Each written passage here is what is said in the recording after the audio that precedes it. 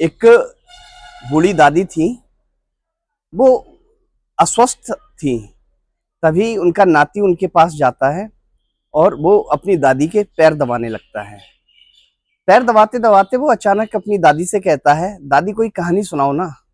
तो दादी कहती है, बेटा मेरी तो कोई कहानी सुनना ही नहीं चाहता है। नमस्कार, हाजिर हूँ आज मैं अपना 33वां एपिसोड सच्ची घटना लेकर। मैं बात कर रहा हूँ उत्तर प्रदेश में एक जिला है बिजनौर। बिजनौर जिले में एक जगह पड़ती है कंभौर। कंभौर गांव में एक परिवार रहता था, उस भगवान सिंह का। उस परिवार में उनके भगवान सिंह के 7 पुत्र और 3 पुत्रियां थे। तो तभी जो सबसे बड़ा पुत्र था भगवान सिंह का, उनके एक पुत्र होता है। तो उसके मुंडन संस्कार के लिए एक जगह पड़ती है वहीं पास में, वहां गंगा जी भी हैं, गंज। वहां गंज में उस जमाने में बैलों का एक मेला लगता था। उसी मेले में गंगा जी के किनारे मुंडन संस्कार के लिए भगवान सिंह का परिवार जाता है। गांव के भी लोग जाते हैं। वहां अचानक प्रोग्राम चल ही रहा था, तभी बैलों की जो जोड़ियां थी वो बिदक जाते हैं और उनमें आपस में लड़ाइयां होने लगती हैं। बैलों में बैल इधर उधर भागने लगते हैं। वहां भगदड़ मच जाती है, सभी लोग तितर बितर हो जाते हैं। वहीं एक 9 साल की बेटी थी, वो उस मेले में खो जाती है। परिवार वाले बहुत खोजने की कोशिश करते हैं, चारों तरफ ढूंढने की कोशिश करते हैं। जब वो कहीं बेटी नहीं मिलती है तो थक के वो लोग घर पे आ जाते हैं। वो बेटी जो थी वो 9 साल की कन्या थी और उसे वहां पर एक परिवार मिलता है। फर्रुखाबाद जिले में एक जगह, उत्तर प्रदेश में ही एक जगह है फर्रुखाबाद, वो भी गंगा के किनारे का शहर है। वहां पे एक जगह है पखना, वहां एक छोटा सा स्टेशन भी है। वहीं के एक परिवार मिलता है और वो उस बच्ची को अपना मौसा और मौसी बताते हैं और कह के उसको साथ ले जाते हैं। बड़ा प्यार से वो परिवार था ललई सिंह का।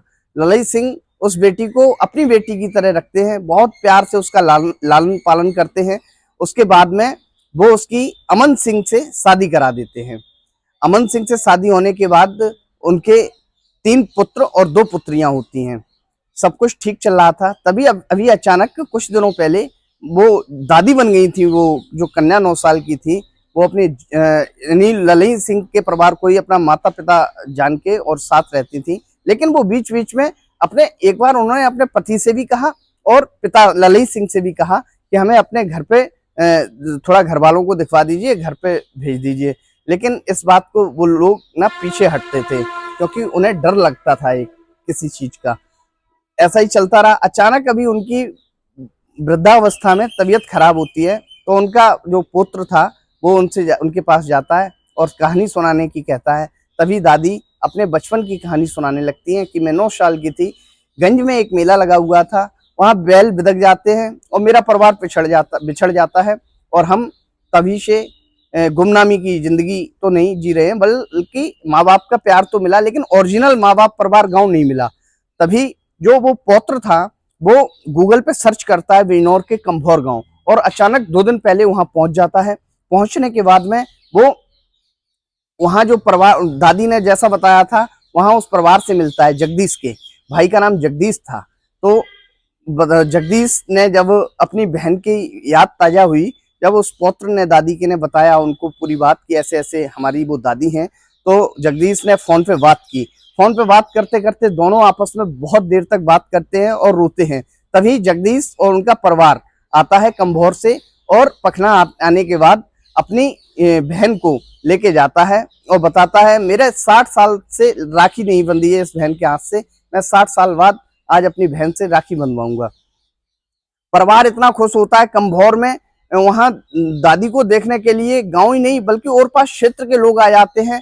ऐसा लगता है बादलों से आंसू बह रहे हों, इतनी खुशी थी, लोग रो रहे थे, खुशी के आंसू। और वहां पर उन दादी के प्यार को देख के बहुत लोग खुश थे। और 60-65 साल बाद जब उनका परिवार से मिलना हुआ, बहुत लोग आश्चर्यचकित और बहुत खुश थे। दादी भी अपने परिवार से मिलकर बहुत ज्यादा खुश थी।